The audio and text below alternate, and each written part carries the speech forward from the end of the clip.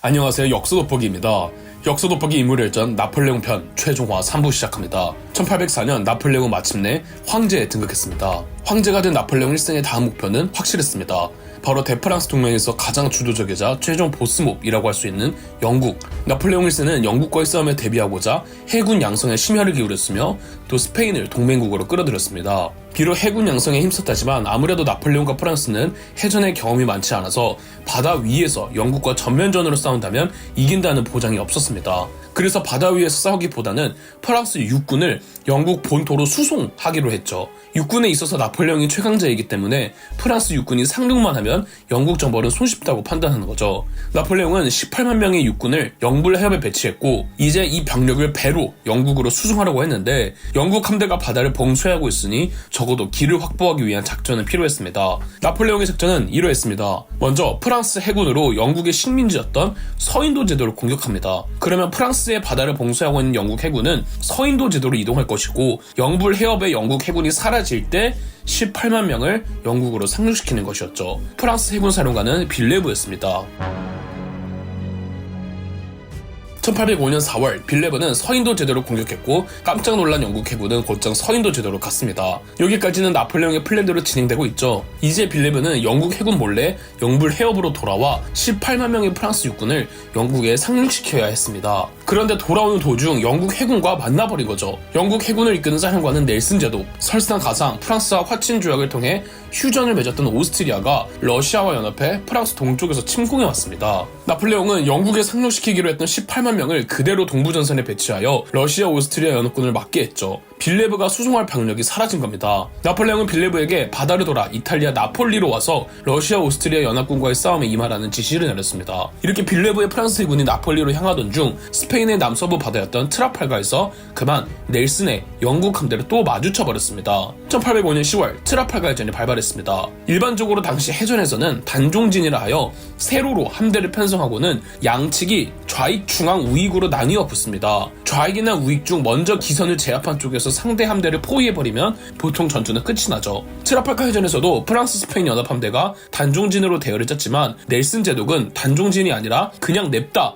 프랑스 스페인 연합함대의 중앙으로 돌격했습니다. 이는 매우 도전적인 전술로 능숙한 해전 경험이 없으면 불가능하죠. 프랑스 스페인 연합함대는 3개로 쪼개져 버렸고 영국 해군은 프랑스 함대를 괴멸시켰습니다. 전세가 불리해지자 스페인 함대는 전투에 적극적으로 개입하지 않았습니다. 영국군 전사자는 500명이 되지 않았지만 프랑스 측 전사자는 무려 4,300여 명. 영국의 기념비적인 승리였지만 전투 도중 영국의 넬슨 제독이 총을 맞고 전사했습니다. 바다에서는 프랑스의 치욕적인 패배였지만 러시아 오스트리아 연합군과 싸우던 육지 쪽은 상황이 달랐습니다. 나폴레옹 1세가 직접 지휘하는 프랑스 육군은 프랑스 동부에서 러시아 오스트리아 연합군을 밀어내다가 오스트리아의 수도 빈을 점령하기도 했죠. 이때 미라가 이끄는 기병대의 활약에 빛을 발했습니다. 프랑스군은 더 동쪽으로 진군했고 1805년 12월 슬로바키아의 아우스터리츠에서 적군과 대치했습니다. 나폴레옹은 중앙군과 좌익을 고지대에 배치하고 우익을 일부러 약하게 편성한 뒤 평지에 배치하였고 러시아 오스트리아군이 프랑스군의 약체라고 판단한 우익에 총력을 쏟아붓는 사이 나폴레옹이 고지대에서 밑으로 내려와 러시아 오스트리아군의 본진을 쳤습니다. 당황한 러시아 오스트리아군은 후퇴했습니다. 도망친 병사들은 얼어붙은 강을 건너려고 했는데 프랑스 포병들이 대포를 강에다가 퍼부어 언 강을 부숴버렸고 그 위에 있던 러시아 오스트리아군은 찬물에 떨어져 익사했죠. 비록 트라팔가 해전에서 큰 타격을 입었지만 아우스터리츠 전투에서 압도적인 승리를 거둔 나폴레옹 1세는 신성 로마 제국의 해체를 원했습니다. 서양의 역사에서 본디 황제는 딱 한 명이어야만 했습니다. 바로 신성 로마 제국의 황제. 신성 로마 제국의 황제가 800년 넘게 로마의 정통성을 이어가고 있었는데 나폴레옹도 똑같이 대관식을 치르면서 황제가 2명이 생긴 거죠. 나폴레옹 1세는 유일무이한 황제가 되고 싶었던 거고 1806년 나폴레옹이 신성 로마 제국 해체령을 선언하자 신성 로마 제국을 구성하던 제후국 중 16개국이 라인 동맹을 결성하고 신성 로마 제국을 이탈해 나폴레옹에게 붙었습니다. 1806년 신성 로마 제국의 마지막 황제 프란츠 2세는 퇴위를 하며 천년의 신성 로마 제국도 막을 내렸죠. 이제 프랑스에게 남은 유일한 국가는 영국이었습니다. 하지만 확실히 프랑스가 자신이 없는 해전이 이 프랑스에게는 부담스러웠습니다. 나폴레옹이 떠올린 방법은 경제 봉쇄였습니다. 나폴레옹은 영국을 경제적으로 고립시켜버리겠다며 1806년 대륙 봉쇄령을 선포했습니다. 그런데 포르투갈이 대륙 봉쇄령에 동참하지 않자 나폴레옹은 형 조제프를 스페인 국왕으로 임명하고 조제프를 통해 1807년 1809년 그리고 1810년 포르투갈을 원정하도록 했습니다. 그러나 조제프의 포르투갈 원정군은 세 차례 모두 원정에 실패했고, 그리고 명목상 스페인의 국왕이었던 나폴레옹의 친형 조제프는 스페인 민중들의 저항에 불명예 퇴위를 당했죠. 이러니 러시아까지도 나폴레옹의 대륙 봉쇄령에 동참하지 않으며 영국과 무역을 이어나가고 있었습니다. 포르투갈 원정 실패의 굴욕을 만회하고 프랑스의 국제적 위상을 되찾기 위해 러시아만큼은 나폴레옹이 직접 응징하기로 하죠. 1812년 나폴레옹은 무려 61만이라는 대규모 원정군을 조직해 러시아로 떠납니다. 나폴레옹의 러시아 원정군은 러시아의 수도 모스크바까지 진출했는데요. 모스크바에 앞서 모스크바 서쪽 부근의 보로디노에서 프랑스군 13만 명과 러시아군 12만 명이 맞붙은 대규모 전쟁이 치러졌습니다. 보로디노 전투는 톨스토이의 불후의 명작 전쟁과 평화에서 중요한 사건으로 묘사되죠. 러시아의 짜르는 수도 모스크바를 탈출하면서 모스크바와 인근 도시의 식량을 전부 가져가고, 가져가지 못하는 건 전부 불태워버렸습니다. 전쟁에서 승패를 결정짓는 요인은 보급의 원활함입니다. 그간 나폴레옹의 보급 방식은 현지 조달, 즉 약탈이었죠. 현지 조달에 익숙해져 있는 나폴레옹에게 러시아의 청야 작전은 치명적이었습니다. 나폴레옹은 수도 모스크바를 함락하기는 했으나 보급 문제로 인해 더 이상 진군을 하지 못하고 5주를 하염없이 보냈고, 심지어 겨울까지 찾아오자 프랑스군은 러시아의 혹독한 추위를 견디지 못하고 별다른 선택이 없던 나폴레옹은 퇴각 명령을 내렸죠. 러시아군은 퇴각하는 나폴레옹의 배후를 공격했고, 배고픔과 물자 부족과 추위에 프랑스군은 싸울 힘이 남아있지 않았습니다. 프랑스군은 완전히 해체되었으며 탈영병과 낙오병들 대다수는 굶주린 채 얼어 죽었죠. 무사히 파리로 돌아온 프랑스군은 3만 명을 넘지 못했습니다. 러시아 원정은 나폴레옹에게 아주 치욕적인 패배였죠. 러시아 원정 실패 후 나폴레옹의 몰락을 예견한 기왕대장 뮤라는 나폴레옹을 더 이상 돕지 않았고, 심지어 오스트리아와 내통합니다. 프랑스군의 괴멸 소식이 유럽 전역에 일파만파 퍼지자 대프라스 동맹이 재결성되었습니다.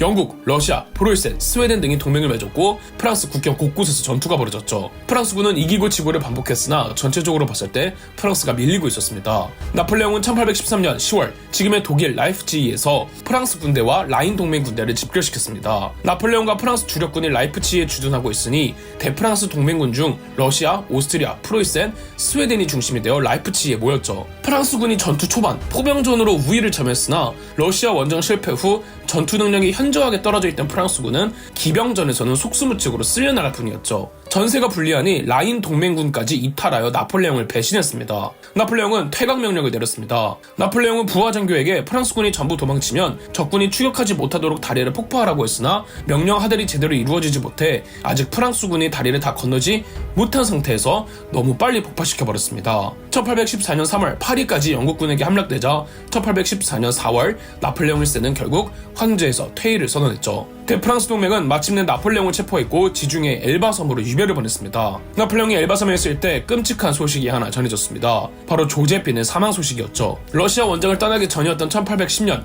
나폴레옹은 조제핀과 이혼합니다. 조제핀의 과한 사치벽이 사회적으로 문제가 되고 있었고, 무엇보다 조제핀은 나폴레옹의 아이를 낳지 못하고 있었죠. 더불어 조제핀의 출신이 황후가 되기에는 부적합하다는 목소리까지 나오자 황제로서 나폴레옹은 조제핀이 황후로서 실격이라는 데 공감했죠. 이혼하는 날 조제핀은 나폴레옹을 붙잡고 오열하며 실신했다고 하죠. 조제핀과 이혼한 나폴레옹은 신성 로마 제국의 마지막 황제의 딸 마리 루이즈와 재혼했고, 조제핀은 파리 근교 말메종 대저택에 머무르고 있었습니다. 장미를 유독 좋아했던 조제핀은 말메종 대저택을 장미로 꾸미며 외로움을 달랬다고 합니다. 이곳에서 나폴레옹 퇴위로부터 얼마 안 있다가 1814년 5월 폐렴으로 사망했습니다. 그녀의 유언은 보나파르트, 엘바, 로마의 왕이었다고 하죠. 엘바섬에서 조제핀의 부고 소식을 들은 나폴레옹은 이틀이나 아무것도 하지 못하고 식음을 전폐했습니다. 그리고 죽은 그녀를 향해 편지를 썼죠. 단 하루도 그대를 사랑하지 않은 날이 없었소. 공감과 사랑, 진정한 감정으로 묶인 우리를 떼어놓을 수 있는 것은 오직 죽음뿐이요. 혼란스러운 하루하루를 보내던 나폴레옹은 마음을 다잡아 1815년 2월 엘바섬을 탈출했습니다. 나폴레옹은 조력자들의 도움으로 1815년 3월 파리에 도착했죠. 나폴레옹이 파리에 왔다는 소식에 대프랑스 동맹이 옹립한 프랑스의 국왕 루이 18세는 나폴레옹이 있는 곳으로 군대를 보냈습니다. 나폴레옹은 자신을 포위하고 있는 프랑스군에게 의연하게 이렇게 외쳤죠. 보병 연대들이여, 나를 알아보겠는가? 난 여기 있다. 나를 죽이고 싶다면 총을 쏘거라. 지금 자네들이 그 자리에 있을 수 있게 된 건 누구 덕분인가? 그럼에도 날 쏘고 싶으면 쏘거라. 나폴레옹의 일장 연설이 끝나자 그에게 돌아온 건 총탄이 아닌 황제폐하 만세라는 환호성이었습니다. 1815년 3월 나폴레옹은 다시 황제로 즉위했습니다.